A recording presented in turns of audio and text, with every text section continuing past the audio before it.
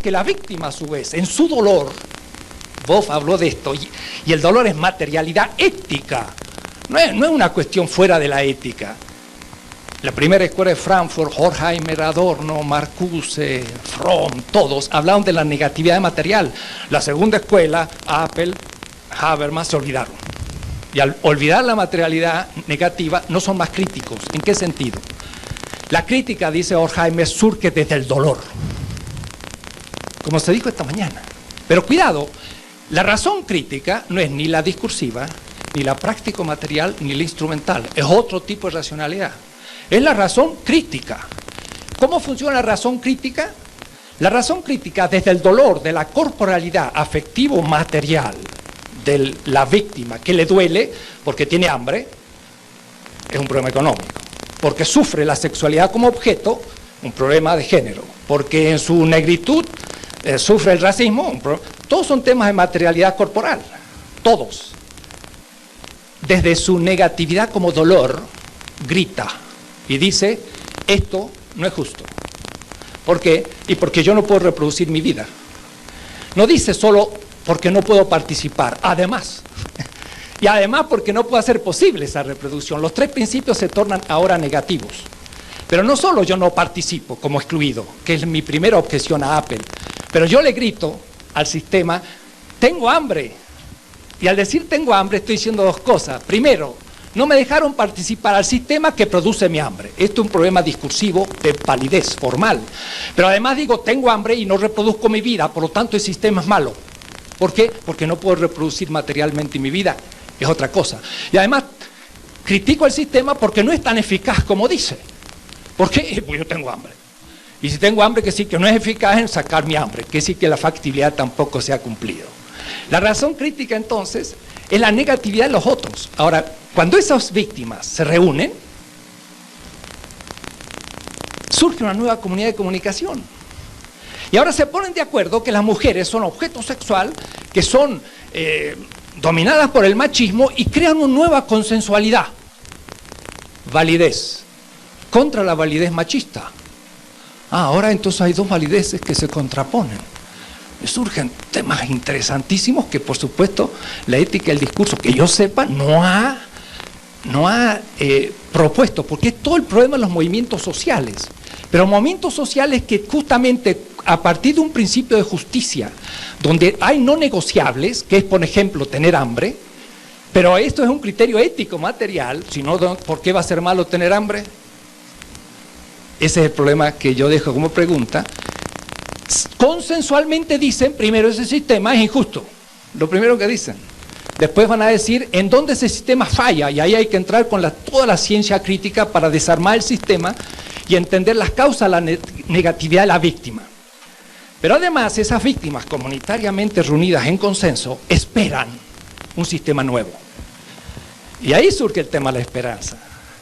El tema de la esperanza no es solamente del machismo en vigor que espera ser feliz, estoy de acuerdo, también quiere hacerlo.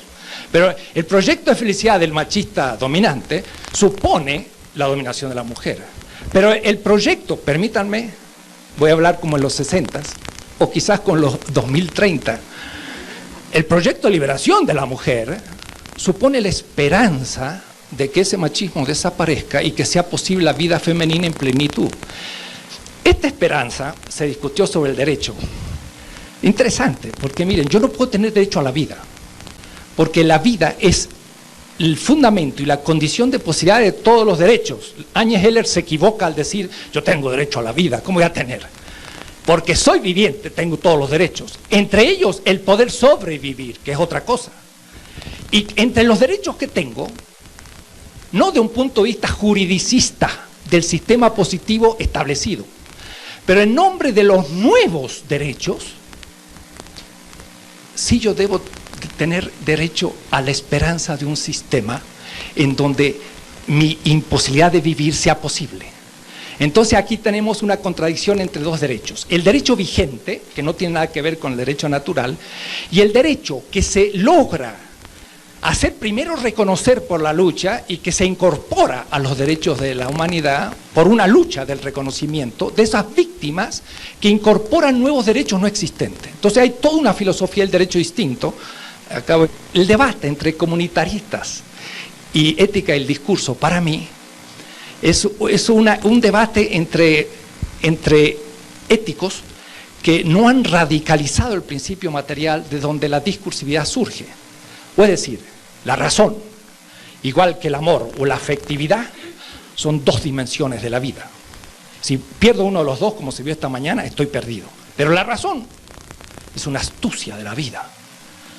O es decir, la vida está debajo de la razón y no la razón debajo de la vida. Entonces, si el animal inteligente humano logró meter todos los animales en un zoológico y ahora los está destruyendo, es porque la vida humana tenía una astucia que hasta la pudo usar en contra de la vida y también en contra de sus prójimos. Este es el tema que me gustaría discutir con Adela.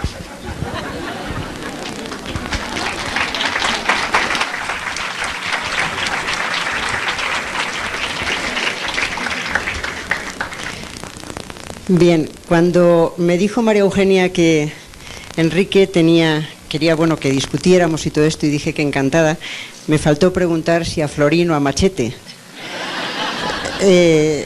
Y entiendo que esto se ha planteado como una especie de combate de boxeo.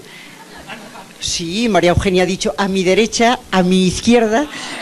Entonces ha dado toda la sensación de que íbamos a empezar un combate de boxeo, y por lo que ha dicho Enrique Dussel, aunque no va a ser muy largo, me parece que va a ser cuerpo a cuerpo.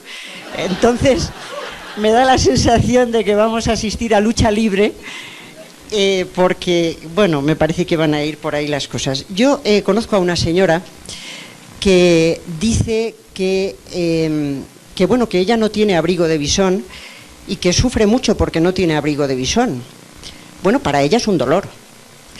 Conozco otras personas que tienen un rostro bastante agraciado, pero les gustaría perfeccionarlo porque no tienen la nariz suficientemente recta. Y para ellos es una cosa muy desagradable vivir una vida sin esa nariz tan recta. Desde ese principio del dolor podrían criticar al sistema y decir que es un sistema injusto el que no les proporciona una nariz recta o un abrigo de visón. Yo no quiero ser excesivamente populista, pero podía preguntar al público si les parece que es injusto que con dinero público no se pague que alguien tenga la nariz muy recta o que alguien no se pague un abrigo de visón. Creo que el público me va a contestar que eso no tiene nada que ver con la justicia, sino que es otra cuestión. La crítica empieza por el dolor, pero no todos los dolores o no todos los sufrimientos son dignos de ser atendidos como una cuestión de justicia. Me parece que esto es algo que puede ver cualquiera de los presentes y que me parece que es algo elemental.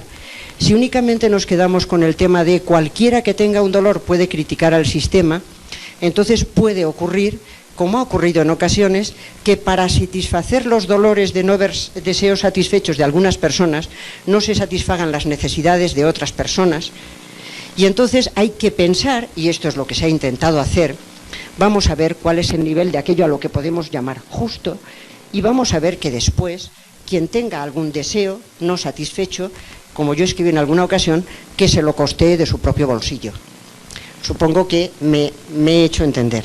A continuación voy a contar un poquillo lo que es la ética del discurso, porque si fuera la cosa que ha dicho Enrique Dussel, yo no trabajaría en el ámbito de la ética del discurso, obviamente, sino que entiendo que los trazos fundamentales de la ética del discurso son otros, y por eso voy a contar algo incluso biográficamente. Cuando antes del año 78 en España no teníamos una constitución democrática, sino un régimen autoritario, y en ese régimen autoritario, en la Constitución, uno de los elementos centrales era el elemento nacional católico. España era un Estado confesional, lo cual quería decir que la religión oficial era la religión católica, y eso quería decir que desde el punto de vista moral, los problemas morales se resolvían desde la perspectiva de la religión católica y desde una visión muy determinada de la religión católica. Cuando se vio que España, afortunadamente, iba a pasar a ser una sociedad pluralista, muchas gentes se echaron las manos a la cabeza y se dijeron: Dios mío, ¿qué va a pasar ahora? Porque si todos los españoles no son católicos, aquí va a ocurrir cualquier cosa. Si Dios no existe, todo va a estar permitido. Y aquí no va a haber una ética común, porque habrá creyentes, pero habrá no creyentes, habrá ateos, habrá gentes de distintas religiones, y aquí puede pasar cualquier cosa. Bien, ante esos catastrofismos, algunas gentes, mi marido y yo, sin ir más lejos, nos fuimos a Alemania a estudiar, porque nos parecía que el hecho de que España cambiara de un Estado autoritario a una sociedad moralmente pluralista era una cosa muy beneficiosa, y que lo que había que ir asegurando era una ética cívica, es decir, una ética que uniera a creyentes, a no creyentes y a soldados y a militares sin graduación, es decir, a todo el mundo, que todo el mundo supiera que hay una ética de los ciudadanos que todos pueden perfectamente compartir, aunque ellos tengan distintas propuestas morales, unas creyentes, otras no creyentes, etc. Esto real como la vida misma, y entonces allá nos encontramos con la propuesta de la ética del discurso, y nos pareció que era una propuesta que cuadraba perfectamente para fundamentar una ética mínima, una ética cívica de un pluralista, de una sociedad con democracia liberal en la que las gentes tienen la posibilidad de hacer distintas propuestas de vida feliz, pero tienen que tener unos elementos mínimos compartidos de justicia, porque si no las propuestas no son propuestas que pueden mantenerse. Bueno, creo que nuestra propuesta tímidamente está prosperando. Hay muchos países en los que cuando la gente oye que hay una ética cívica de todos los ciudadanos que todos pueden compartir, que esos mínimos puedes compartirlos y que hay proyectos de vida feliz a los que hay que invitar, la gente respira y dice: caramba, el pluralismo es una buena cosa, el pluralismo es posible, yo no tengo por qué imponer a otros mis modelos de felicidad, sino que puedo invitar a ellos a que sigan esos modelos, pero sí que compartimos unos mínimos de justicia, o vamos a ver cómo se comparten esos mínimos de justicia. Esa fue la idea originaria. ¿Y por qué nos pareció que esa ética plasmaba muy bien los asuntos? Pues nos pareció porque en cuanto entramos en el terreno de una ética material, yo no tengo más remedio que hacer, si es una ética material, una oferta de felicidad concreta. Efectivamente, la ética de Aristóteles piensa que la vida contemplativa es el modelo de felicidad más propio, pero cuando les explico eso a mis alumnos se les ponen los pelos de punta y dicen que a ellos la ética dedicada al estudio no les da la menor felicidad, y que la felicidad debe ser otra cosa que dedicarse a estudiar todo el día, con lo cual yo empiezo a pensar que es un modelo que unos aceptan pero a lo mejor otros no. Y si voy pensando en el ideal del caballero andante, o voy pensando en todos los proyectos de felicidad que ha habido a lo largo de la historia, o en el proyecto de algunos de ver fútbol todo el santo día, pues me voy dando cuenta de que los proyectos son plurales, son diversos, y que las gentes pueden invitar a que uno se haga socio del Valencia, pero no hay por qué obligar a todo el mundo a hacerse socio del Valencia. Entonces, el problema de las éticas materiales es que no son universalizables, de ninguna manera. Las éticas materiales no son universalizables, y tú has hecho una trampa. Bueno, has hecho varias, pero una de ellas es la siguiente. Yo entiendo que cuando tú has hablado de lo bueno, universalizable, te has referido a un concepto tan antiguo en ética como que siempre actuamos bajo la razón de bien. Las personas siempre hacemos lo que nos parece bueno, pero lo que nos parece bueno para nosotros, no lo bueno para los demás. Y si no, mira el panorama mundial. Efectivamente, estas gentes que estamos denostando todo el tiempo, que llevan ese programa neoliberal, cuando están actuando, ¿están buscando el bien de todos nosotros? Responde el respetable. ¿Están buscando el bien de todos nosotros o están buscando su propio bien? Actuamos bajo razón de bien, hacemos lo que nos parece bueno para nosotros, y aun en eso nos equivocamos, porque nos destrozamos los pulmones fumando, porque nos matamos y aún ahí elegimos mal y somos imprudentes. Pero cuando actuamos por lo bueno es lo que nos parece bien para nosotros. Lo bueno tiene dos lados, el lado de la felicidad y el lado de la justicia. Lo justo también es bueno, claro que es bueno. Pero ahí ha venido la trampa de no distinguir que lo bueno es lo justo y lo felicitante, que es lo que yo he intentado distinguir, porque no tienen la misma característica de universalidad. La felicidad no puede universalizarse, imponerse a todo el mundo y exigirse a todo el mundo. La justicia es el lado de lo bueno que sí que puede exigirse a todo el mundo, y eso es por lo que a mí la ética del discurso me pareció una ética muy loable. Esta ética parte de la base de decir que es una ética muy modesta, de entrada, no oculta.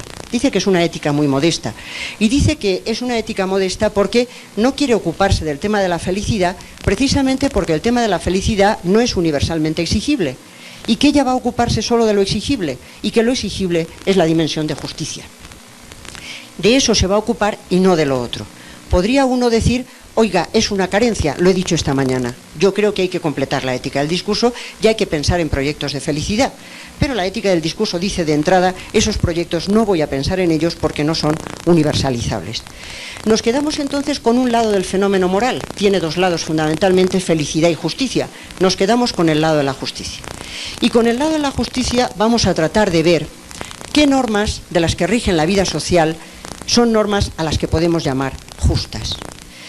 Una cuestión importantísima, por lo que se ha dicho antes, Kant efectivamente es el primer autor que distingue entre las máximas de las acciones o las normas y los procedimientos que podemos tener para comprobar si una norma es o no justa.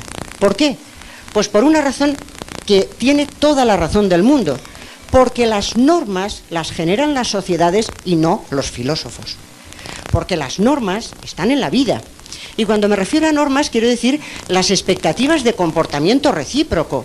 Organizamos nuestra vida sobre la base de esperar que otros van a actuar de una manera, de otra. Hay unas normas sociales que todos de alguna manera hemos admitido y las normas las crea la sociedad y no las crean los filósofos. ¿Qué pueden hacer los filósofos?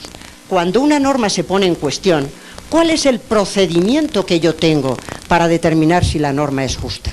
Yo creo que lo bueno de esta ética es que no les quita el protagonismo a los ciudadanos, ni le quita el protagonismo al mundo de la vida, ni le quita el protagonismo a la sociedad civil. Las normas, la vida moral, están en la vida de las sociedades, que son diversas. Cuando recurre la sociedad a la ética, por decirlo de alguna manera, es para preguntar, ¿me puede decir usted cuál es el procedimiento para ver si la norma es o no justa? Y en ese sentido Kant hablaba del imperativo categórico y en ese sentido la ética del discurso dice una cosa que me parece que, dicho de una manera poco científica, va a misa. Y es la de que, después de todo el discurso de la acción comunicativa y tal, se puede decir que una norma es justa cuando todos los afectados por ella están dispuestos a darle su consentimiento después de un diálogo celebrado en condiciones de simetría. Primero, no son los expertos los que tienen que dedicarse a las normas, no son los filósofos, porque los filósofos no asumen el protagonismo, el filósofo dice cuál es el procedimiento, pero empléelo usted que ya es mayorcito, ¿no? En segundo lugar, no son los expertos, justamente es la única ética tal vez que dice que son los afectados. Y a mí me pareció muy importante que fueran los afectados y no los representantes, porque normalmente en esta vida los que dialogan y los que discursean son los representantes. La gente elige representantes y los representantes dialogan, pero a los afectados no se les escucha jamás. Y lo que le dice la ética al discurso es que no tienen que ser los filósofos quienes dictaminen si la norma es o no justa, que no tienen que ser tampoco los expertos tienen que asesorar y para eso están las universidades, recuérdese. Los expertos tienen que asesorar, porque si vamos a hablar de normas de bioética, la gente no sabemos nada de biotecnologías. Y el experto lo que tiene es que asesorar para que al final los ciudadanos decidan si la norma les parece o no correcta. Entonces la ética del discurso lo que plantea es que son los afectados quienes tienen que discutir sobre si la norma les parece o no correcta. Con lo cual lo que está estableciendo es un marco de justicia, no resolviendo todos los problemas morales. Una sociedad será justa cuando se dé cuenta de que las normas de esa sociedad serán a su vez justas y las tendremos por justas cuando todos los afectados por ella puedan celebrar diálogos en condiciones de simetría y decidir que la norma es justa. Como hoy en día las sociedades son globales y la globalidad lo es para lo bueno y para lo malo, también tenemos que decir que las normas tendrían que ser justas e injustas teniendo en cuenta a todos los afectados. Por ejemplo, las normas ecológicas tendrían que tener en cuenta a todos los afectados y no solo a los que se reúnen, y además a las generaciones futuras que están muy afectadas por el planeta que les vamos a dejar. Entonces la cuestión es que son los afectados, no los expertos, no los filósofos, no los representantes.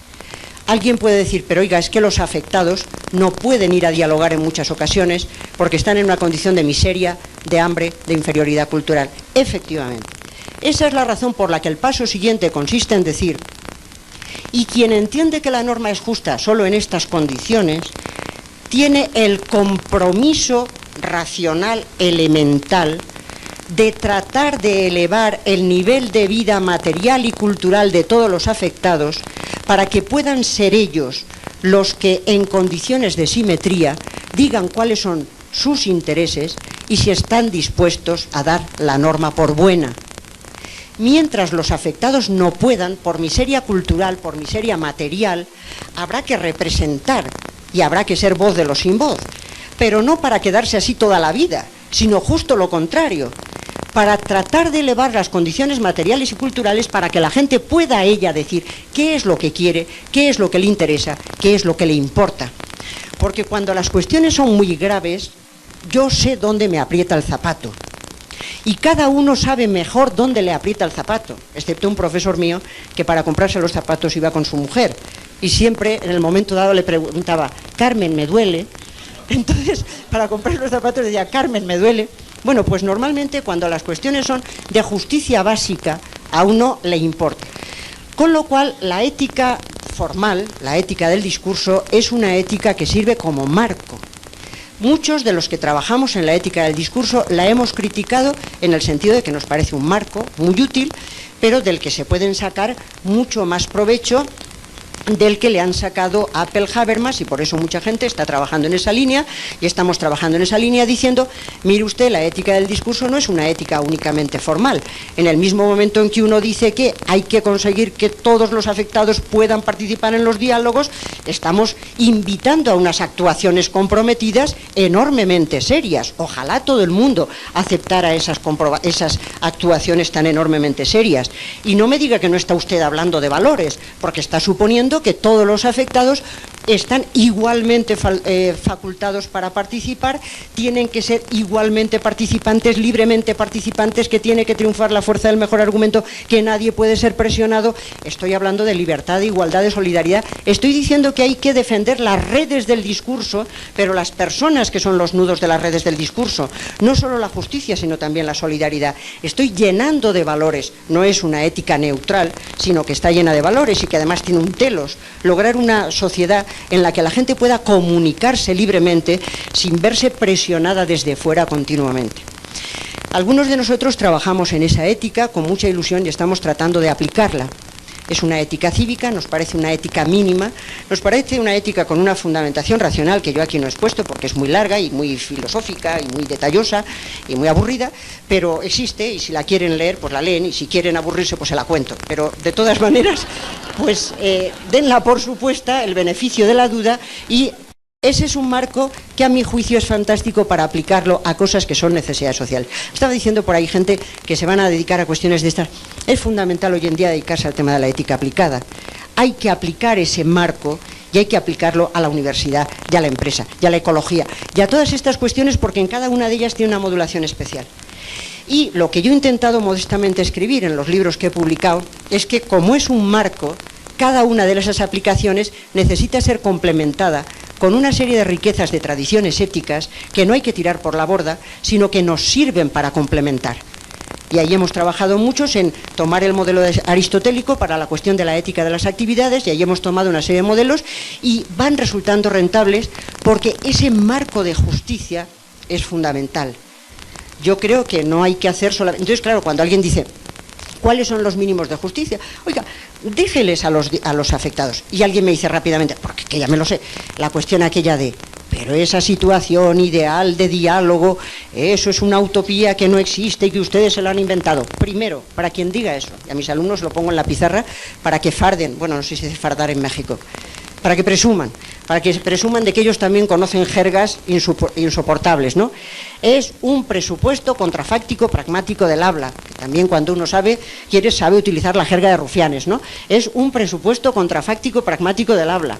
No solamente es un mundo que tal, sino que ya lo he aceptado siempre a la hora de argumentar. Y además es una idea regulativa en sentido kantiano. Y una idea regulativa quiere decir que es una situación que yo no sé si va a poder darse, pero nadie me va a asegurar que tampoco se pueda dar. Y por lo tanto, trabajan racionalmente los que van en esa línea, porque esa idea regulativa es una orientación para la acción y un canon para la crítica.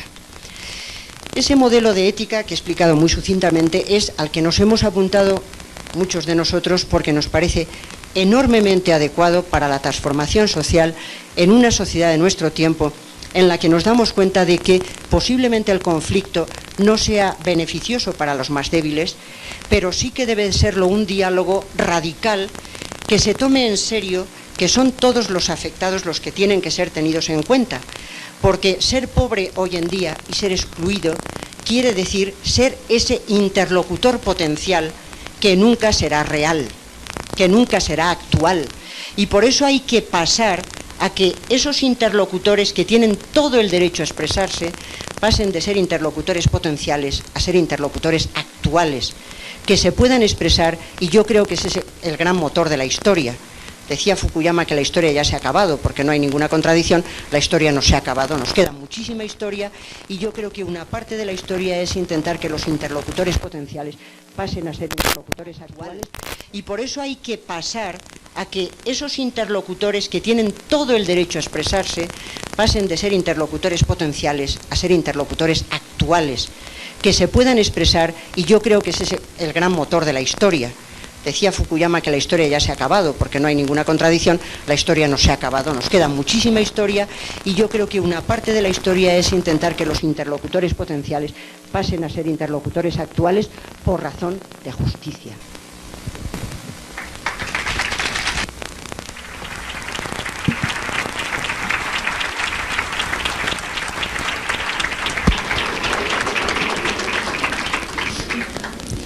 Bueno, yo creo que el diálogo se está realizando muy bien.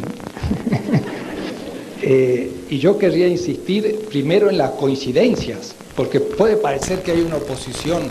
No, primero en las coincidencias.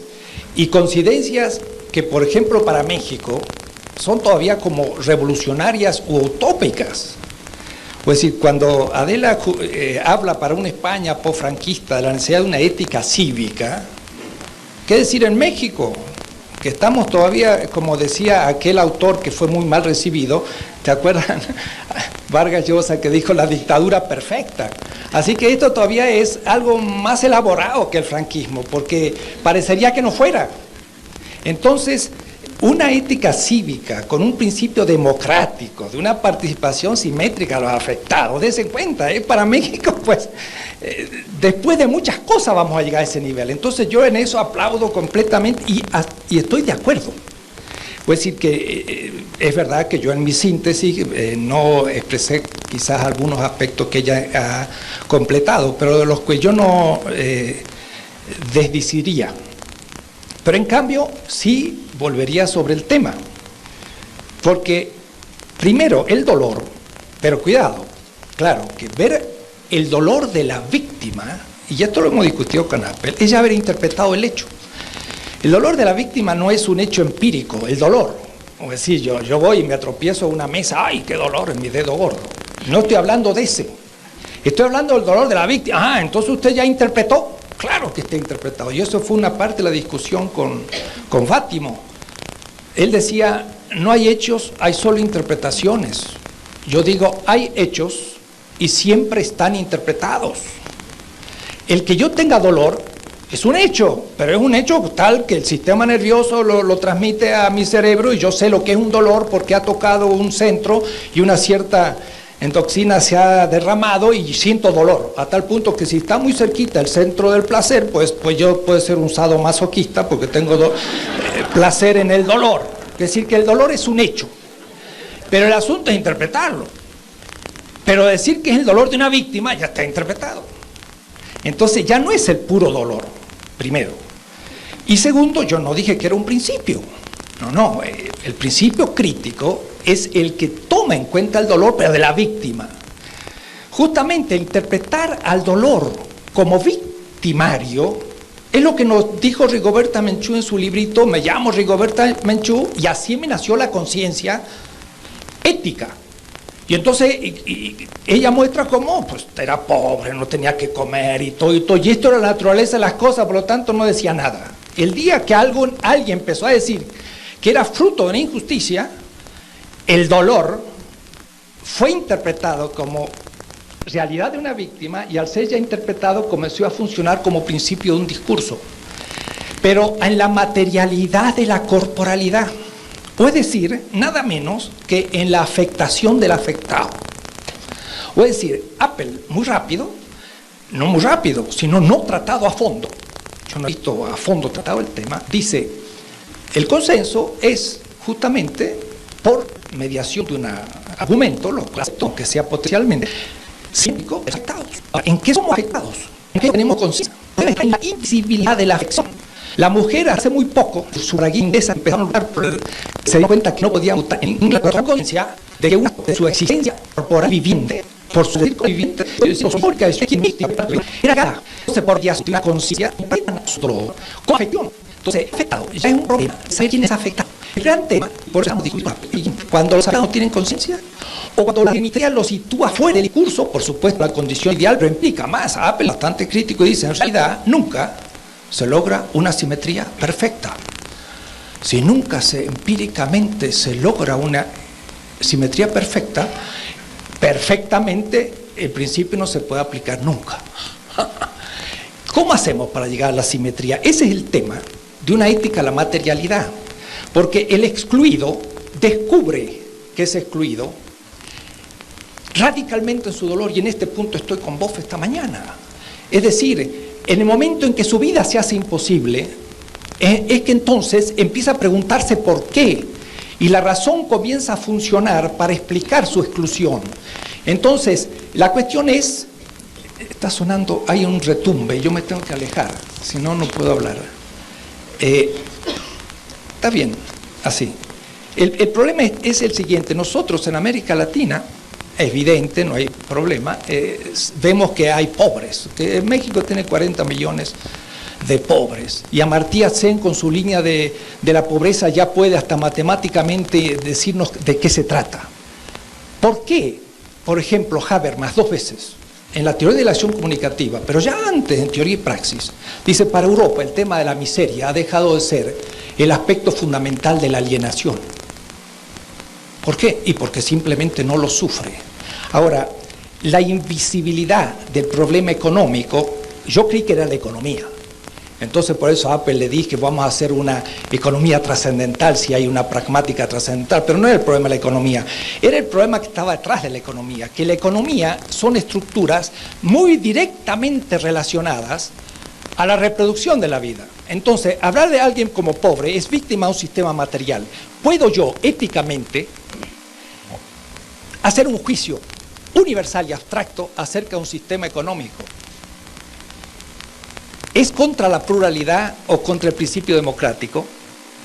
Yo me pregunto a priori lo siguiente: si un sistema comienza a producir como efecto no intencional, dice Adam Smith, pero como no intencional, un número intolerable de pobres, significa que el sistema ya no es, y cuidado, voy a decirlo, éticamente justo.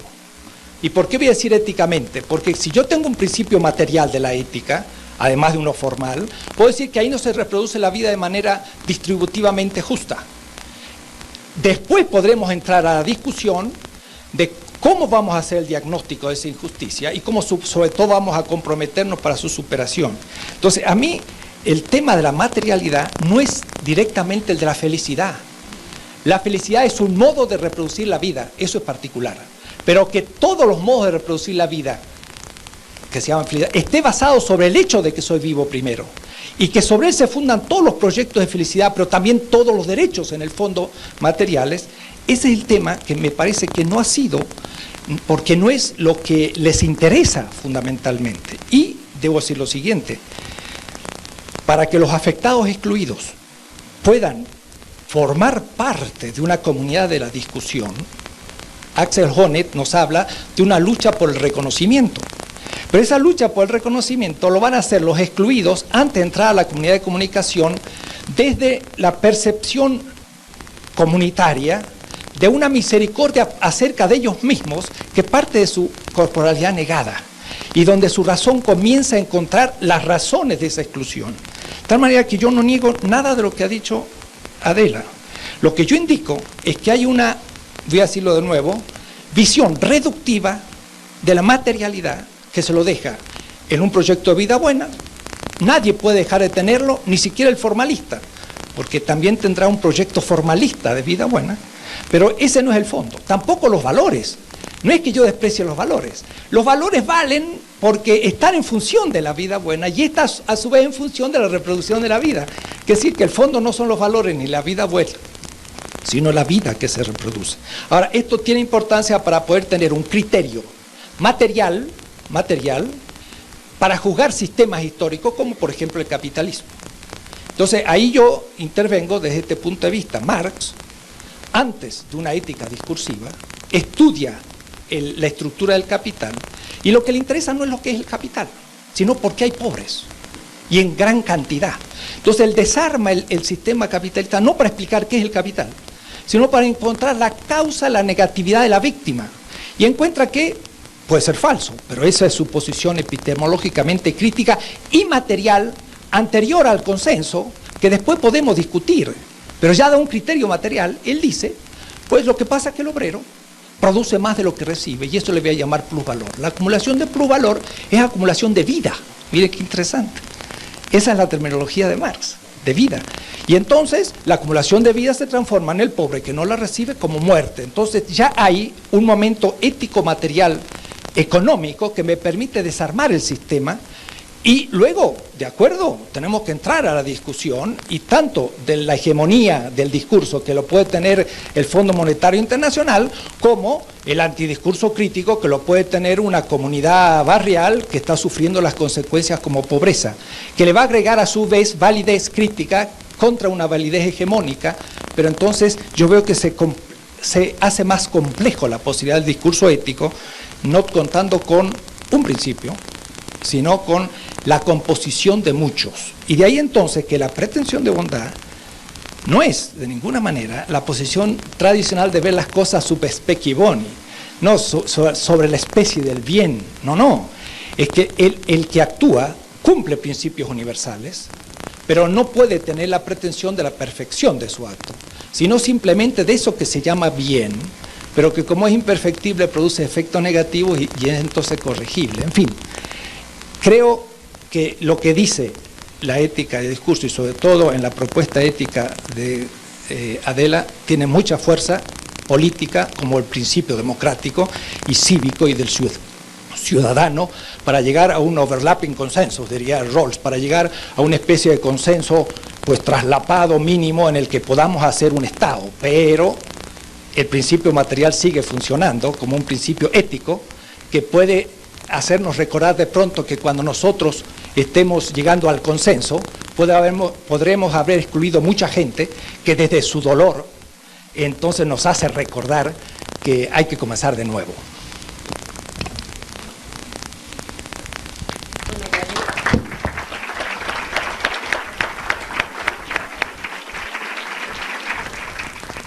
Me alegro mucho de que estemos básicamente de acuerdo en que la ética discursiva es una ética válida, porque entonces efectivamente es lo que yo pensaba, y eso me alegra mucho ver que empieza bien la discusión.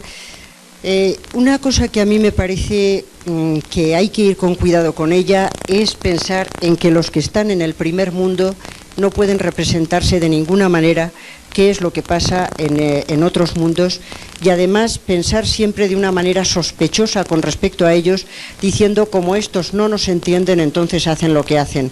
Mucho cuidado con esas sospechas, porque a veces no son tan ciertas.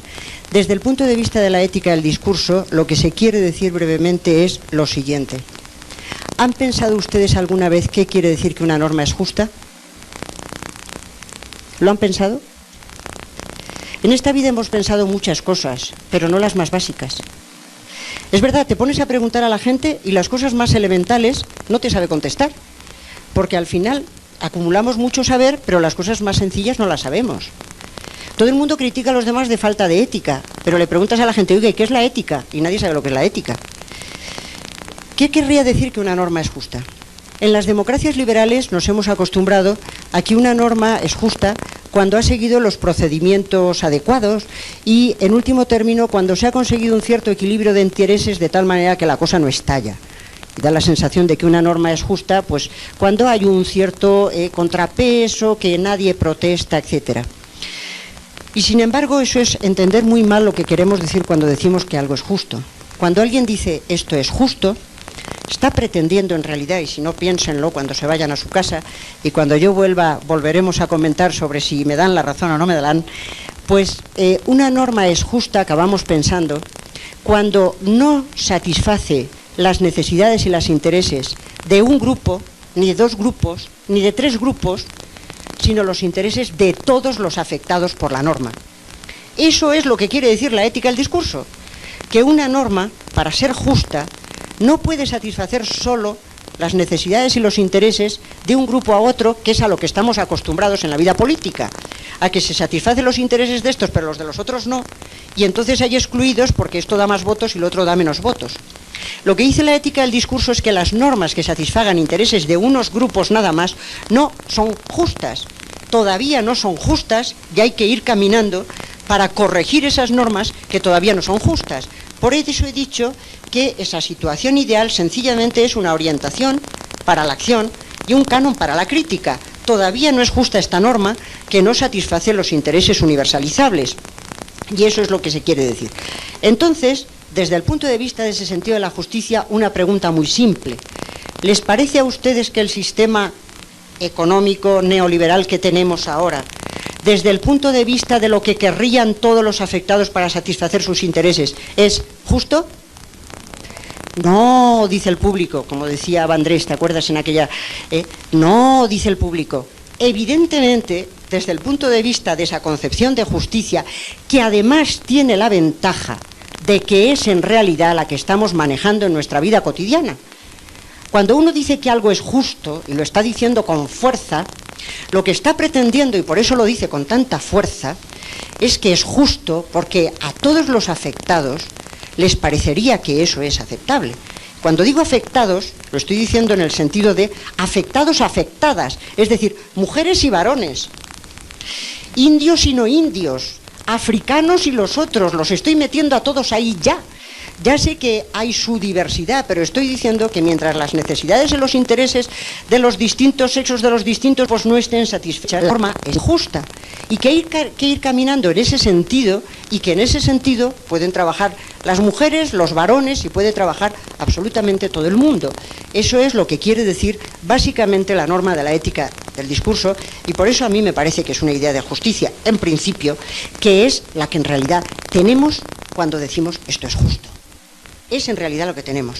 Lo que pasa es que, como decíamos ayer, de las nociones que tenemos y de lo que decimos a lo que hacemos, hay un auténtico abismo. Y el problema está en el abismo, porque si a uno se le pregunta claramente qué quiere decir justo, contesta esto. Pero después el universo está lleno de gentes que jamás dicen qué les interesa, qué quieren, qué les preocupa. Y desde esa perspectiva, efectivamente, quien dice de algo que es justo o injusto, se está comprometiendo básicamente a elevar la conciencia de los que no tengan conciencia, a mover grupos que se pongan en marcha por una sencilla razón, porque la ética no lo resuelve todo, no es la píldora de Benito, sino que la ética tiene que trabajar en contacto con los sociólogos, con los economistas, y entonces desde ahí vemos los diferentes grupos, qué se hace para despertar la conciencia en tal zona de México. ¿Qué se hace en España? Todos los países no son iguales. La manera de despertar la conciencia no es igual en todos los sitios y no hay ninguna ética que pueda resolver cómo se hace en cada sitio y además teniendo en cuenta que históricamente las cosas cambian. Ahí se necesita el trabajo de todos, pero ya tenemos un marco. El marco de que si a los afectados no se les deja participar, el marco de que si a los afectados no se les eleva las condiciones materiales y culturales, entonces ocurre que la norma está siendo injusta, porque no está siendo decidida en condiciones de simetría. Esa es una orientación, nadie dice que va a haber la situación, sino qué es lo que queremos decir cuando decimos de algo que es justo, y nuestro lenguaje nos compromete. Nuestro lenguaje nos compromete, porque yo no puedo decir que esto es justo y después no quererme comprometer con el lenguaje. Y entonces eso invita a trabajar comprometidamente, militantemente, en cada uno de los ámbitos para ver cómo se despierta la conciencia. Y entonces, ¿quiénes despertarán la conciencia? Pues unas mujeres que se les ocurrió hacerlo de una manera, los esclavos de otra manera, Espartaco hizo su revuelta, el otro hizo su revuelta, cada uno hace su revuelta y trata de ir despertando esas conciencias con un marco de justicia que a mí me parece que es un marco básico. Ya he dicho que a mí me parece que es solo un marco y que hay que completarlo, sencillamente porque entiendo que no solo es cuestión de justicia, sino que los seres humanos también quieren ser felices y que la felicidad hay que plantear proyectos de felicidad y todas las cuestiones. Pero con respecto al otro lado, que sería el tema de la vida, yo tengo que decir, y ahora entro, no digo en un plan beligerante, ni muchísimo menos, pero a mí el tema de plantear las cuestiones desde la perspectiva de la vida me parece sumamente peligroso, porque la vida es sumamente interpretable. Ah, se me olvidaba un detalle. Efectivamente, todos son interpretaciones, pero a las interpretaciones, como ayer decíamos en el pequeño grupo, hay que ponerlas a dialogar. Cuando alguien interpreta lo que ocurre en Chiapas, como que en definitiva que hay unos insurrectos que se merecen cualquier tipo de represión, como me decía alguien en el grupo que se ha interpretado, esa interpretación hay que ponerla en diálogo con aquellos que interpretan y preguntan que por qué hay insurrectos a fin de cuentas y si la gente se insurrecciona por gusto o porque tiene unas necesidades básicas que no están cubiertas.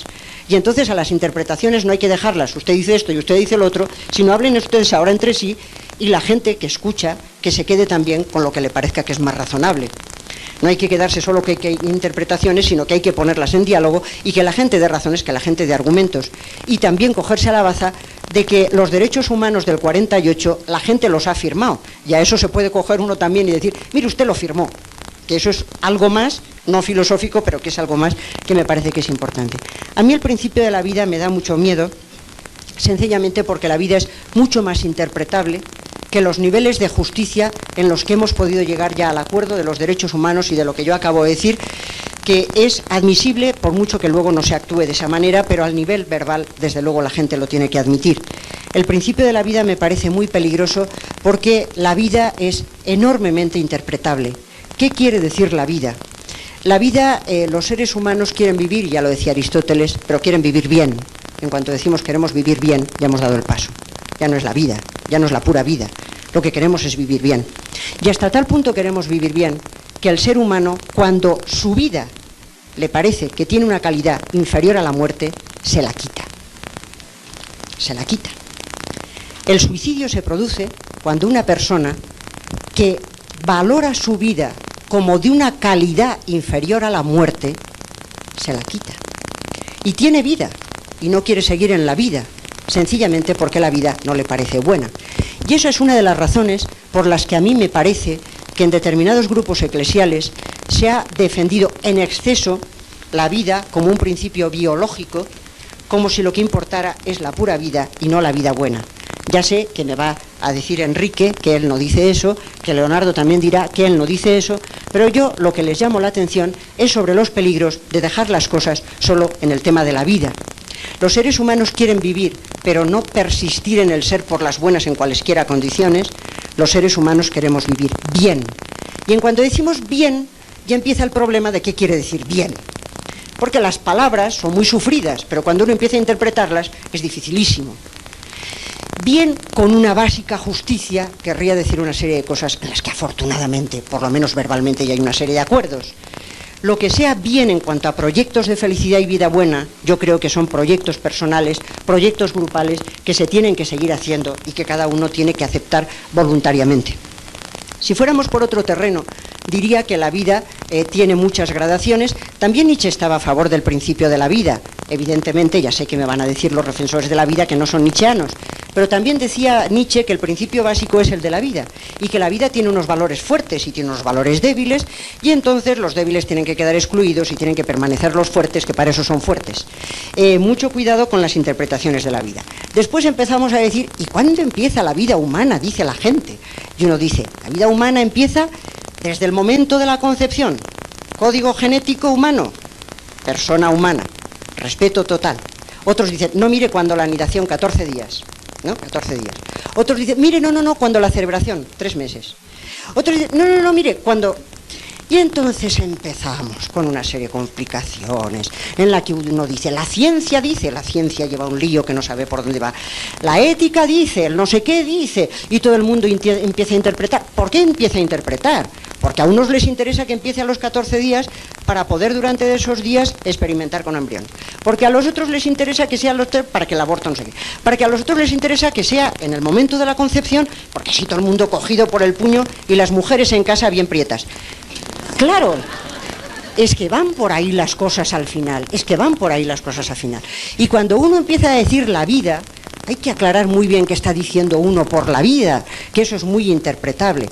Y al final resulta que como estamos en una sociedad situada al nivel postconvencional, en el desarrollo moral, por vida entendemos una vida de cierta calidad, en la que una persona tenga por lo menos un ingreso básico de subsistencia, en la que tenga una vivienda, en la que tenga un alimento, en la que pueda expresarse libremente. Y al final, cuando hablamos de la vida, estamos pensando ya en esos términos de lo que entendemos una vida básicamente digna, desde unas visiones de justicia que son las que todos los afectados, a fin de cuentas, estarían dispuestos a dar por buenas. Y por eso a mí me parece que la ética del discurso tiene mucha fuerza a la hora de decir, mire usted, lo justo es que todos para vivir tengan por lo menos esto, que no es pasarse, pero es muchísimo, porque efectivamente en México no lo tienen, porque efectivamente no lo tienen en gran parte de América Latina y porque desde luego no lo tienen en África y tampoco en España lo tiene todo el mundo. Entonces, me parece que vayamos con cuidado. Yo creo que es tiempo de complementaciones, por supuesto. Yo creo que la ética del discurso es una ética modesta que tiene que ser muy complementada, que le faltan muchas dimensiones, pero a mí solamente lanzar el principio de la vida queda bonito, queda poético, queda hermoso para poemas y bueno, y todas esas cosas. Pero cuando empezamos a matizar, es que yo estoy en el Comité Ético del Hospital Clínico de mi universidad, es que yo estoy en la Comisión Nacional de Reproducción Humana Asistida, es que yo estoy en un montón de cosas de esas y sé cuando empiezan los problemas, cuando uno empieza a decir, oiga, ¿y qué es la vida? ¿Y qué es una vida buena? ¿Y qué es una vida de calidad? Y entonces a este señor que le vamos a hacer una operación y le va a quedar una esperanza de vida de tanto, con una calidad de vida de cuánto. Le hacemos la operación, le preguntamos, no le preguntamos, medios extraordinarios, medios no extraordinarios. Es enormemente complicado, Y al final uno acaba diciendo, bien, pero ¿cuál es la norma básica de la que podemos servirnos? Mire usted, en cuanto se vaya a intervenir en una persona, tiene que prestar su consentimiento. Vamos avanzando en ese sentido, porque es lo que encontramos justo. Tiene que prestar su consentimiento y no se puede tocar el cuerpo de una persona sin preguntarle a él. Y luego ya haremos las demás consideraciones, pero ahora entramos ahí. Entonces, a mí lo que me parece es que, bueno, pues se puede hacer muchas, pero el principio de la vida me parece que tiene que ser muy complementado con otras cuestiones y muy llenado con otras cuestiones porque es enormemente interpretable. Y para no acabar diciendo aquello que dice todo el mundo que trabaja en ética, no hemos nombrado la falacia naturalista, nombrémosla, de les no se puede pasar el debe, de que haya vida no se sigue que se deba mantener. Eso es uno de los elementos centrales de todas las discusiones éticas. De les no se puede pasar al debe, lo dice todo el mundo. Yo no lo he dicho pues por aquello de, pero bueno, tampoco está mal, tampoco está de más decirlo al final, porque de que haya un principio biológico de vida no se sigue que debe ser respetada. Usted se da cuenta de que estamos empezando el tema. Porque estoy de acuerdo, primero dije estoy de acuerdo con la ética discursiva, pero claro, dije por otra parte que es reductiva, y eso es fuerte. ¿Y por qué? Por la visión reductiva que tiene de lo material, que cree que cuando yo hablo de vida, estoy hablando de vida biológica, y estoy hablando de vida humana siempre. Vida humana significa una vida cerebral cuyas funciones superiores son la lengua, la racionalidad y hasta la experiencia mística. Voy a decir, estoy hablando siempre de vida humana. Claro que es peligroso, pero los grandes temas siempre son peligrosos. Y entonces el vitalismo, la peligrosidad, el nazismo, Nietzsche, todos son tipos de vitalismo. ¿No se escucha? Sí. Pero esa es la objeción. La respuesta es muy rápida. Tanto Freud, pero sobre todo Marx, y sobre todo una doctrina más tradicional, no la propita, que la ocupan solo para la medicina y se olvidan que el principio es para todo lo humano, la economía, la política, la comunicación, la contaduría, todo lo que ustedes quieran. La vida humana, yo dije, es la producción, la reproducción, y cuando un sistema reproduce la vida, como la agricultura, puede llegar a la no desarrollo de la vida. Y entonces ahí viene la crítica y el ir más adelante del sistema histórico, pero en comunidad, porque es una comunidad de vida que está también en articulación la comunidad de comunicación, pues los afectados son afectados en su vida y por eso discuten, pero con pretensión de universalidad de toda la humanidad. Con eso se acaba Hitler, se acaba Nietzsche, los vitalismos y cantidad de cosas. Es decir, se hacen objeciones, pero que se han ya, diríamos, se han respondido hace tiempo. El asunto es tener una visión de lo material no vitalista, no reduccionista, sino humano, donde la vida humana es también la poesía, como digo, y Meister Eckhart. Entonces no es de ninguna manera la vida algo para la poesía, como un poco, para los ecologistas místicos. No, no, es el principio fundamental desde donde se genera el discurso científico y empírico hoy, la biología es el fundamento, y aún desde donde el discurso cobra sentido. Porque no decimos nosotros que el afectado en sus necesidades, bueno, mi pregunta es, ¿por qué es injusto no cumplir las necesidades? ¿Por qué es injusto no cumplir? ¿Por qué no comer es injusto? ¿Simplemente porque aparezca alguien que dice yo estoy en desacuerdo? No. Para que sea injusto el no comer, hay que poder decir por qué la vida necesita el alimento y la dignidad del ser humano no es cumplida cuando no se cumple una mediación fundamental, que es el comer. Pero cuidado, el vestir. Y además el vestir y la casa. Y además la educación. Dicen los zapatistas, su sabiduría se nutre de nuestra ignorancia. También eso es la vida humana. Y yo puedo decir más, sus templos místicos se fundan en la imposibilidad nuestra de tener silencio en Chalco. Porque eso parece un lugar donde no hay posibilidad de interioridad ni hay templos para hacerlo. Hasta se le quita al pueblo la posibilidad mística.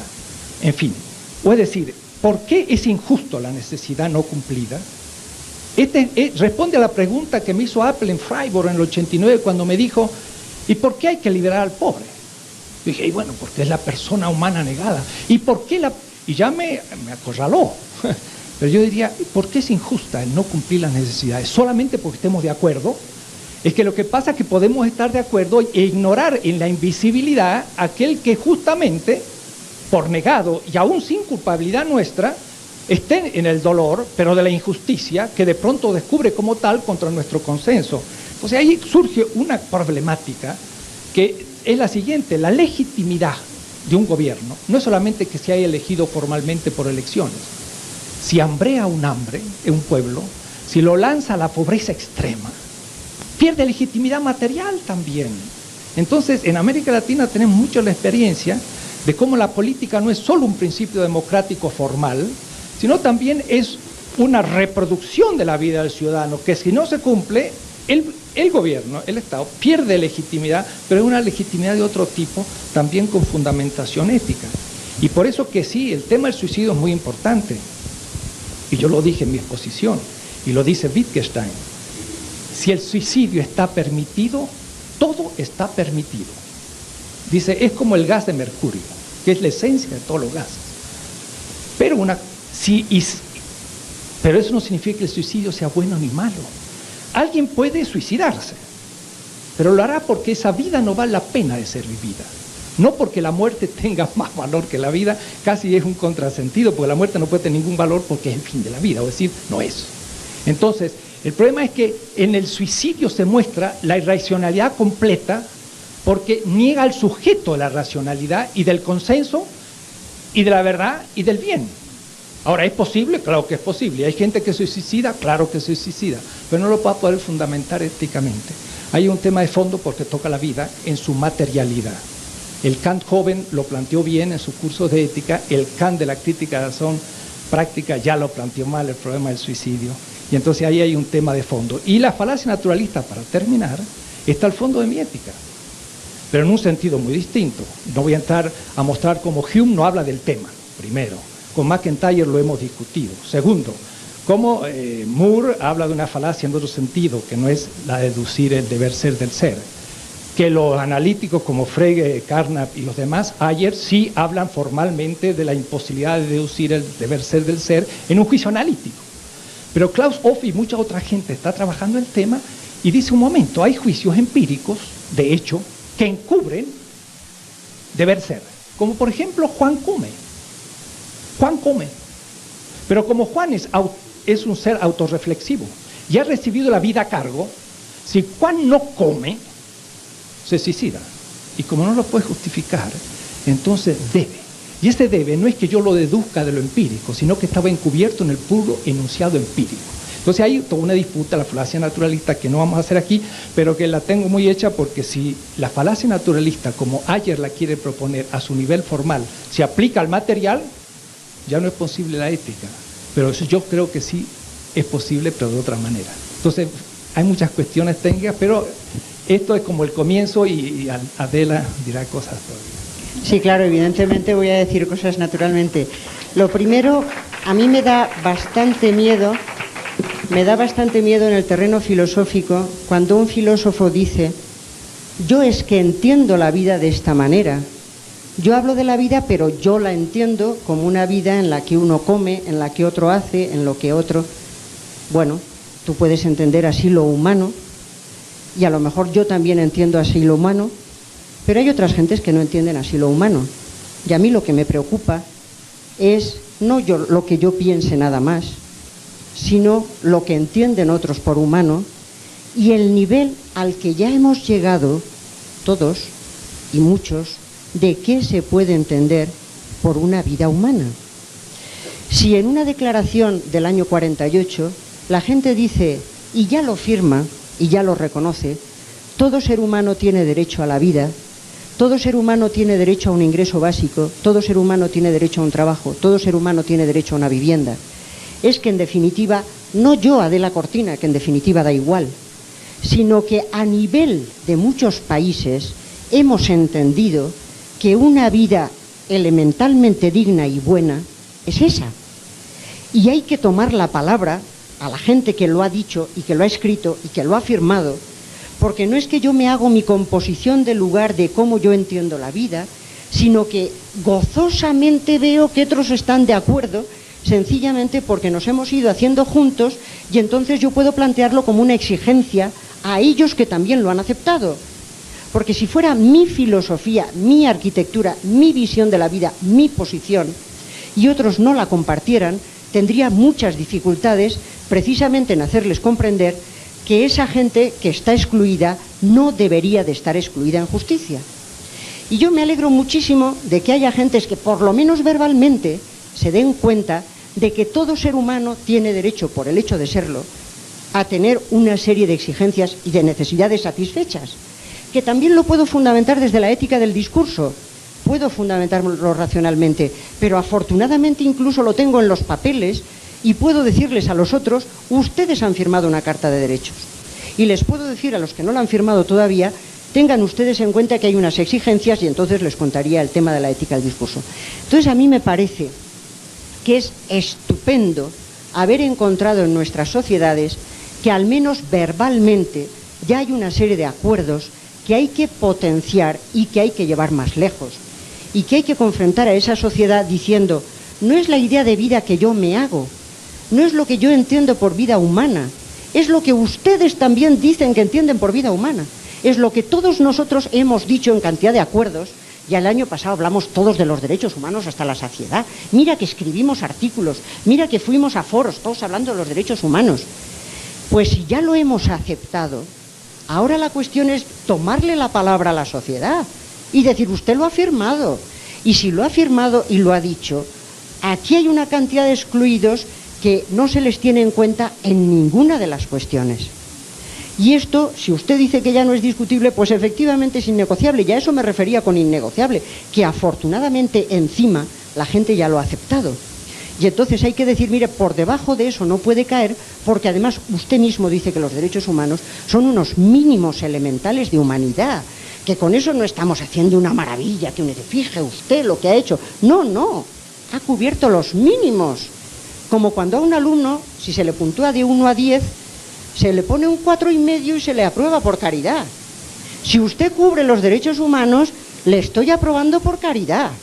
No le estoy diciendo que es usted, vamos, un genio. No, no, usted no ha hecho nada que esté de más. Ha hecho lo mínimo, lo que le toca. Pero estamos tan lejos de ese mínimo estamos tan lejos de ese mínimo que creo que estamos de acuerdo, Dussel y yo, en que la historia no se ha acabado, sino que queda mucha historia, porque ni los mínimos están cubiertos, los mínimos de justicia, ni mucho menos los proyectos de vida feliz, en una humanidad en la que cada vez hay más desilusión y más desencanto, o la ha habido siempre, y sigue habiéndola, y no hay derecho a ella, ¿no? Y habría que propiciar otras cosas. Pero eso es a lo que yo me estaba refiriendo, con que me parece que es importante no hacer una propuesta de decir, mire, yo lo veo así, sino que me parece que es importante ir viendo que es tratar de reconstruir una racionalidad que ya está a la base de nuestras sociedades, que ya la compartimos todos. Porque cuando ya la compartimos todos es cuando a la gente se le puede coger y decir, usted también lo ha dicho, usted también lo está admitiendo implícitamente e incluso lo ha afirmado en una declaración. Eso es lo que quería decir. Yo acompañando la discusión, en el fondo me llené de angustia, ¿sabe? Por la complicación de una cultura logocéntrica. Yo creo que todo punto de vista es la vista desde un punto. Y me parece muy claro en Adela, en su discurso, que la cabeza piensa a partir de donde los pies pisan. Que es la cultura europea con la grande ciudadanía, democracia como modelo social imperante, donde hay excluidos, pero son los del proceso productivo por la automación, la robotización, y que desde ahí hay la base social, el lugar social para plantear el discurso como Habermas, Apple. Incluso yo los discutí duramente con ellos a partir de esa posición y la nuestra, que es diferente. Y aquí yo creo que no hay mediación teórica, libros y nada de eso, ni un film, ni un video. Que la experiencia que nosotros hacemos, que son de las grandes mayorías, que tienen que morir antes del tiempo. Que la lucha no es para la lucha buena, es para no morir. Uno tiene que ir a las barriadas, como vamos yo y Marcia, y trabajamos más de 17 años ahí, donde te dan el hijo en la mano, de bautízalo porque se muere. Y lo ves, tiene un año, y parece que tiene un mes. Porque no quiere que muera como un animal, un bicho. El bautismo lo transporta al mundo humano y al mundo divino. Entonces somos enfrentados con millones, y hoy la humanidad es eso, que no se les concede la vida, ni planteamos la buena vida, es no morir de hambre, de enfermedad, porque no son acogidos en el espacio humano, ni se lo siente en la piel. Entonces, a mi juicio, eso plantea la exigencia de una ética en grado cero. Porque esa ética del discurso es muy adelantada, supone muchas cosas. La ética en grado cero es eso que Dussel plantea ya en su libro La ética comunitaria.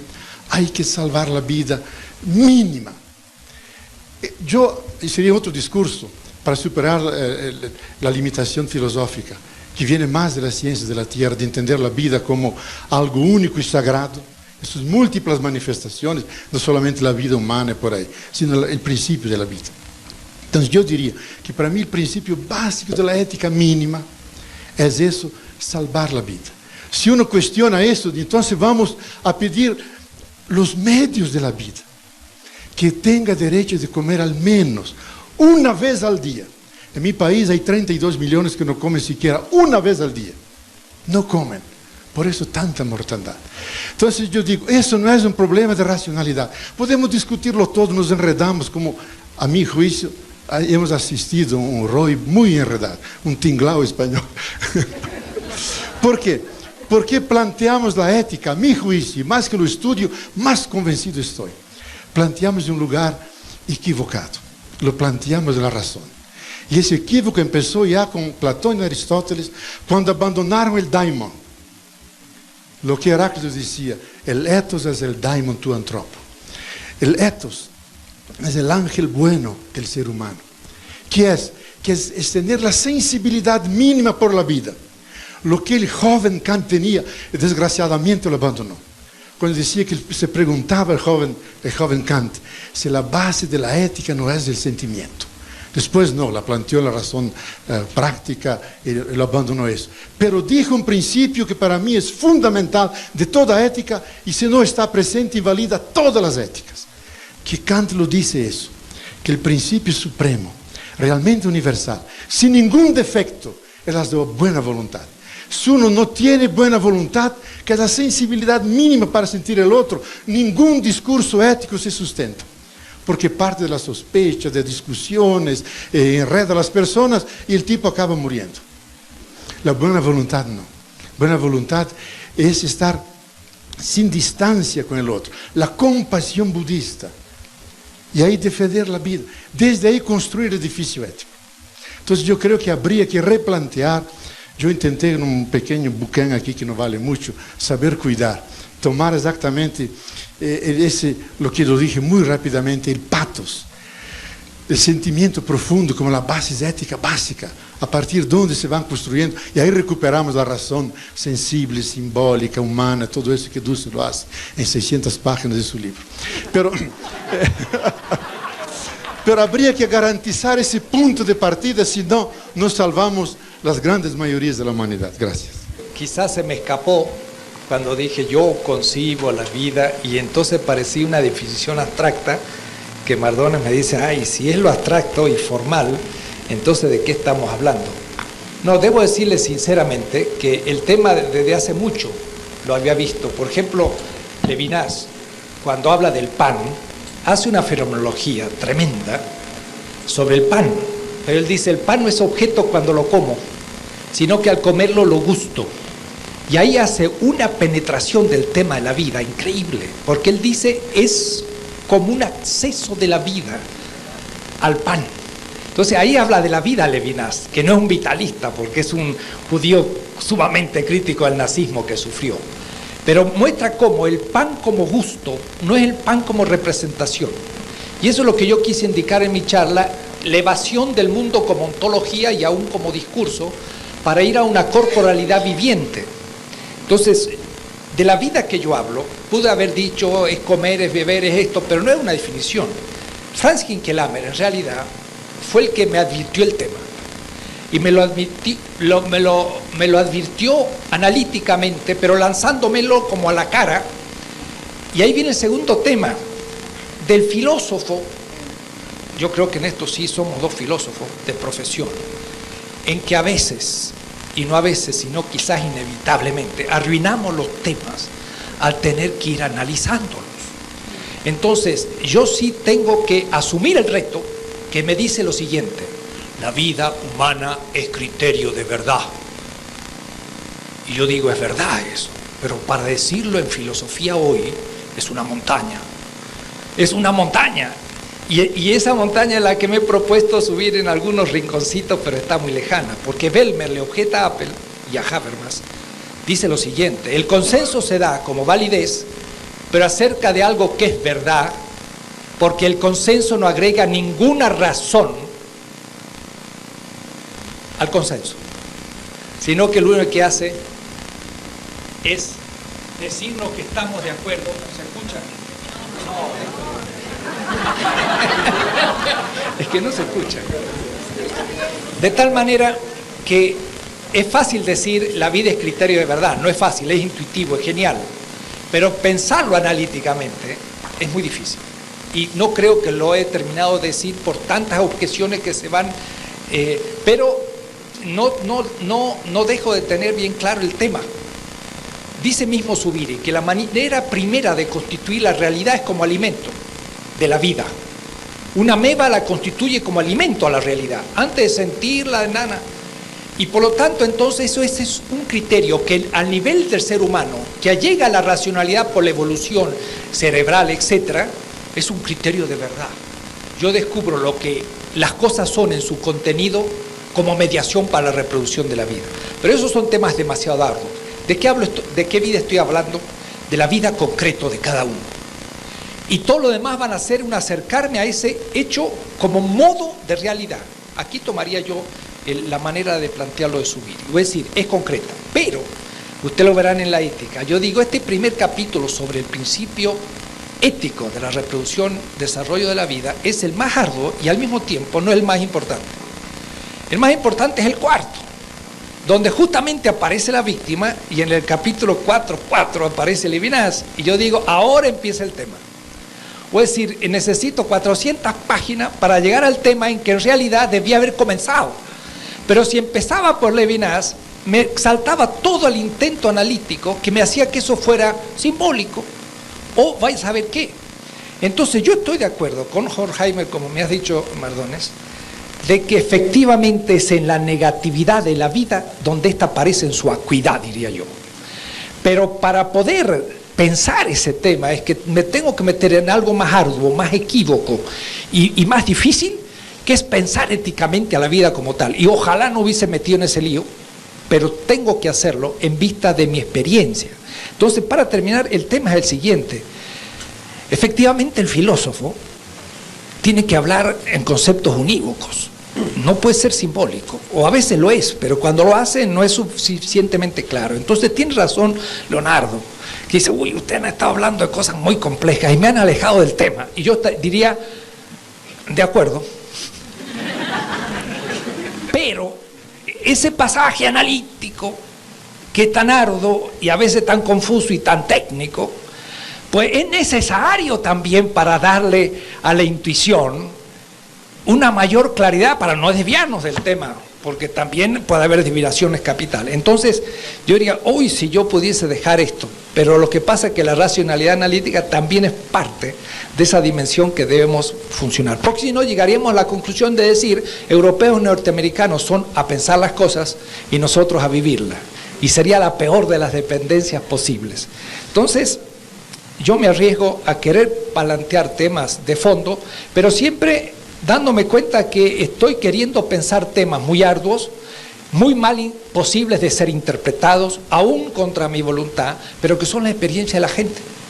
Cuando yo hablo en un grupo indígena o en un grupo popular de estos temas, no hay que mucho hablar, ellos siguen hablando solos, porque lo saben al tema y la vida les habla. Pero cuidado, hay muchas ambigüedades, porque efectivamente hay fascismos y hay utilización de lenguajes ambiguos. Entonces, bueno, simplemente yo creo que ustedes viven en este caso cómo la experiencia cotidiana es muy difícil de pasarlo al discurso, y cómo también la experiencia cotidiana latinoamericana, en la medida en que intenta pasar al discurso, entra un diálogo con europeos y norteamericanos no fácil, porque los malentendidos son infinitos y, como decía Trigo muy bien, partimos de otras situaciones muchas veces, y entonces lo acuciante para un europeo es la comunidad europea y es superar las naciones. Pero en cambio nosotros quizás el Estado-Nación o el Estado plurinacional es la última defensa contra la transnacionalidad del capital que nos avasalla. Nosotros tenemos que afirmar la nacionalidad del Estado contra lo que podría pensar un europeo, y hablar de patriotismo parece de la época neolítica, pero entre nosotros es un futuro, porque nos están desnacionalizando a todos los niveles. Entonces es difícil, es arduo, pero es necesario. Y yo creo que algo se ha hecho y se avanzará. Como dijo muy bien el rector, me pareció la mejor conclusión que yo he tenido en México desde que estoy, es el Congreso no se termina, sino que se abre, y este diálogo, como ustedes podrán ver, no se termina, apenas si hemos hecho unos prolegómenos iniciales. Bien, yo he empezado haciendo una pequeña biografía por aquello de explicar por qué me he dedicado a un tipo de ética y no a otro. Y efectivamente la idea por la que me había metido en ese tipo de ética es porque mi interés inicial era el de ver cómo se puede hacer una ética en una sociedad pluralista que además pueda tener un rango universal. Entiendo y creo que va habiendo acuerdos en que en este momento de nuestra historia una ética que está bastante admitida y acuñada en ese ámbito es justamente la ética formal o ética del discurso. Bueno, quiero decir, la ética del discurso, creo que bastantes de los que hemos estado hablando entendemos que es una buena propuesta, y creo que Enrique también así lo ha dicho desde el comienzo, es una buena propuesta en la medida en que es el tipo de ética que no excluye a nadie desde el punto de vista de lo que es una ética. De entrada intenta no excluir a nadie de los diálogos, sino que tiene en cuenta a todos los afectados, y a mí me parece que en principio como ética es un paso importante para intentar hacer una ética global en esta situación de globalización, en la que a mi juicio hay que intentar llegar a todos, porque los retos son globales y por tanto la respuesta tiene que ser la de una ética que también sea una ética global. Entonces, la primera preocupación que yo tendría es la de que sea una ética que pueda responder globalmente también, que pueda implicar a otros globalmente, y en ese sentido yo, de momento, no he encontrado ninguna ética que sea mejor que la ética del discurso para dar esas respuestas. En segundo lugar, todos los que trabajamos en la ética del discurso, que ya no solamente es Apel y Habermas, sino bastante gente más que estamos trabajando en Apel y Habermas, hace mucho tiempo que hemos estado intentando mostrar cuáles son las limitaciones de ese tipo de ética, diciendo que de momento no habíamos encontrado nada mejor, pero mostrando las limitaciones de tal manera que creo que en nuestras manos, a lo mejor la ética discursiva se está convirtiendo en otra cosa en las manos de cada uno de nosotros, porque es distinta gente la que está trabajando en ese ámbito. Tanto en España como en América Latina hay otras gentes que están intentando complementar lo que entienden que resulta escaso en ese tipo de ética. Yo en algún momento en Ética sin moral ya hice una crítica. El libro precisamente lo que quería decir es, se han escrito una serie de éticas, ética sin religión, ética sin metafísica. Como sigamos haciendo una ética que sea puramente formal, va a acabar siendo una ética que se quede sin objeto, es decir, que se quede sin moral. Y entonces vamos a ir perdiendo no solo los presupuestos, sino incluso el objeto de la ética, que sería en este caso la moralidad. Por lo tanto, hay que sacar de la ética del discurso una serie de elementos que están presentes en ella y que sí que le están dando sentido, porque si no, no tiene ninguna fuerza. Esos elementos, en principio, serían toda una teoría de los derechos humanos. En definitiva, cuando uno dice que todos los interlocutores que tendrían que dar su visto bueno y todas aquellas cuestiones, lo que se está presuponiendo clarísimamente es que todos tienen derecho a la vida, que todos tienen derecho a... Y entonces no es una ética tan formal, sino que ya está presuponiendo toda una serie de afirmaciones que me parece que le están dotando ya desde esa perspectiva de un contenido. En segundo lugar, es una ética que está ya dotada de una gran cantidad de valores y es una ética que está dotada de un telos. Y en ese sentido se va, yo creo, llenando de contenido y de materialidad una ética que en principio podía parecer exclusivamente formal. ¿Qué hace una ética en ese sentido con el pathos? ¿Es una ética excesivamente racional? Yo, antes de esta pequeña exposición, he hablado durante por lo menos 3/4 de hora, supongo, y lo que he dicho antes no quería ser contradictorio con lo que decía ahora. Supongo que cuando uno interviene entiende que ya se da por escuchado lo anterior y que lo anterior viene a lo complementar a lo que uno está diciendo ahora.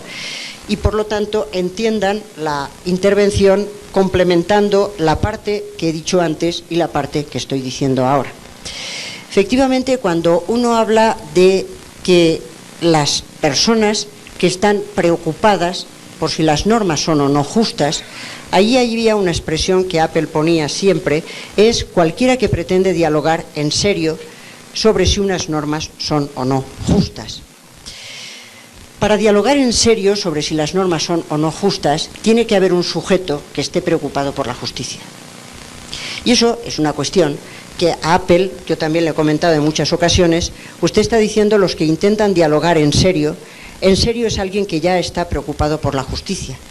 Y en ese sentido, la construcción del sujeto moral me parece que es un elemento fundamental y por eso antes he aludido a la dimensión de interioridad y a la dimensión de reconocimiento recíproco como una clave que es fundamental para la construcción de una ética del discurso. La clave de la ética del discurso es el reconocimiento recíproco entre dos sujetos. El reconocimiento recíproco, y creo haber aludido incluso al libro del Génesis, hablando que cuando alguien reconoce al otro y dice, este es cuerpo de mi cuerpo y sangre de mi sangre, es alguien que está reconociendo y tomándose en serio la justicia. El reconocimiento recíproco es la clave de la ética del discurso frente a otras éticas monológicas, como la kantiana, que se podía decir por allá. El reconocimiento del otro como un igual. Y el punto siguiente sería el de la construcción de esa convivencia que puede verse dañada cuando las relaciones son unas relaciones de poder, son unas relaciones de desigualdad, y entonces entra la discusión de si esas relaciones están o no siendo justas. Con lo cual quiero decir que hay una parte básica que es la del momento de la acción comunicativa, que es la del reconocimiento recíproco de dos sujetos que se entienden mutuamente como carne de su carne y sangre de su sangre. Sin ese momento de reconocimiento recíproco parece bastante difícil poder construir todo lo demás.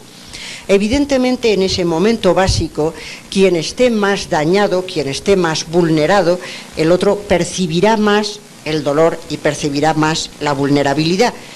Ese es un momento básico en la construcción de un sujeto humano, y por eso entiendo que en la educación es sumamente importante, y por eso antes he hablado de la interioridad. Me parece que es fundamental en la educación, que es la clave de muchas sociedades, el intentar ir generando sujetos humanos que tienen esa capacidad de reconocer al otro como un igual y que tienen esa capacidad de compasión que se estaba hablando antes. Me parece que es fundamental, y por eso antes he aportado esa parte de que recuperar la idea de sujeto humano que se construye en la interioridad y se está construyendo el reconocimiento del otro es un elemento que me parece clave para todo lo que viene después en lo que sea un momento de ética formal.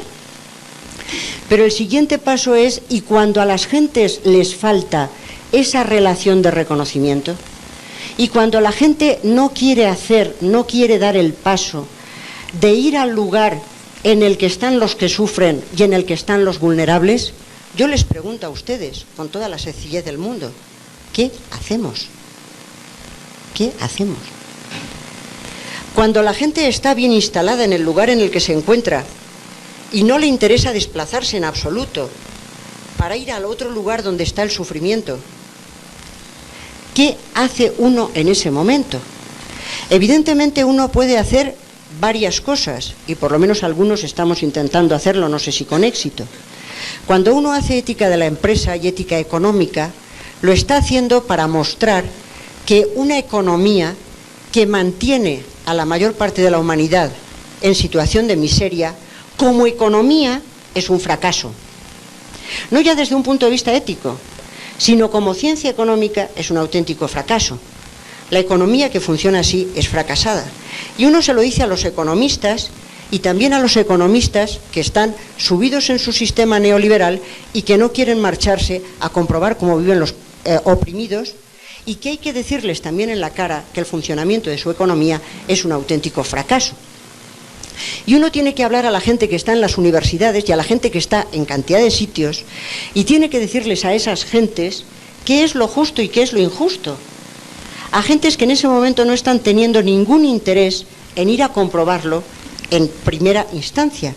Y yo les pregunto, ¿qué ética hacemos, qué ética podemos hacer para llegar a unos límites de justicia que consigan elevar el nivel material y cultural?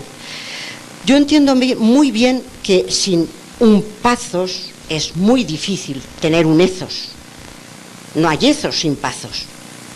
Todos tenemos carácter y todos tenemos dimensión de pasividad y todos tenemos dimensión de sentimiento. Y claro que hay que educar el sentimiento desde las escuelas, evidentemente que sí. Y uno no se va a preocupar por la justicia si uno no tiene sentimiento de justicia, porque la justicia no solamente es un diálogo racional, sino que es un sentimiento. Y cuando uno se preocupa por dialogar en serio, es porque le está preocupando el tema y de alguna manera se le está implicando. Pero yo sigo preguntando cómo se intenta hacer una ética en la que se sientan implicados, también implicados, los que no han asumido ese pathos, los que no se han sentido choqueados por el dolor ajeno, los que no tienen interés en ir a hacerlo. ¿Qué hacemos para ir consiguiendo, mientras tanto, que esos vayan madurando y los otros no queden desvalidos? Yo la pregunta la lanzo a ustedes.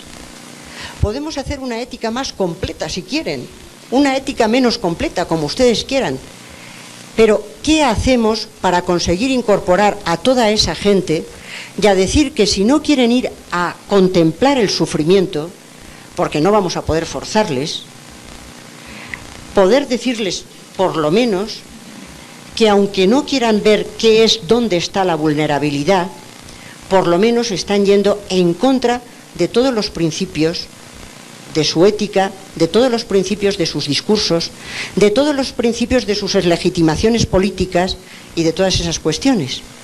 Uno puede decir, no es suficiente, hay que complementar una ética de la justicia con una ética de la compasión, por supuesto, evidentemente. Hay que complementar una ética de la justicia y una ética con una ética de la compasión, y en ese sentido me parece extraordinario el trabajo de Carol Gilligan, cuando hablando de la voz masculina y la voz femenina dice: hay una ética de la compasión, una ética, como decía Leonardo, del cuidado, hay una ética de la responsabilidad por las redes, hay una ética de quien no quiere que caiga en el vacío el débil y el vulnerable. Claro que hay que complementar la ética de la justicia con la ética de la compasión y la ética del cuidado, y en eso me parece que también estamos trabajando muchos. Pero yo les sigo preguntando, y creo que hay que educar en ese sentido, y por eso ya hablaba de modelos de felicidad que tengan incorporada la justicia. Pregunto cómo seguimos haciendo para aquellos que no quieren ir a compadecer, que no quieren compadecer ni siquiera en sus países, cómo se hace para que esa experiencia del sufrimiento, que no parece que la tengan, puedan tenerla por lo menos en cuenta, aunque sea por lo que se dice habitualmente vergüenza torera. Yo entiendo que la ética de la justicia hay que complementarla con la ética de la compasión, y que después hay que irla viendo como una ética muy aplicada, y que en ese sentido hay que ir trabajando interdisciplinarmente. Yo no creo que los éticos tengan que resolver la vida de todo el mundo, como no creo que la teología resuelva la vida de todo el mundo. Me parece que los éticos tienen que trabajar con los economistas, con los sociólogos, con los teólogos, tienen que trabajar con todos los grupos que están en esas cosas, y que pueden dar pistas, que pueden dar marcos, que pueden dar ideas, pero que las soluciones las tenemos que buscar entre todos. Las soluciones las tenemos que buscar entre todos, entre aquellos que también se dan cuenta de lo que es una economía injusta y lo que es una sociología injusta y lo que es toda esa serie de cuestiones injustas, para ir trabajando todos juntos, me parece, en esa misma línea.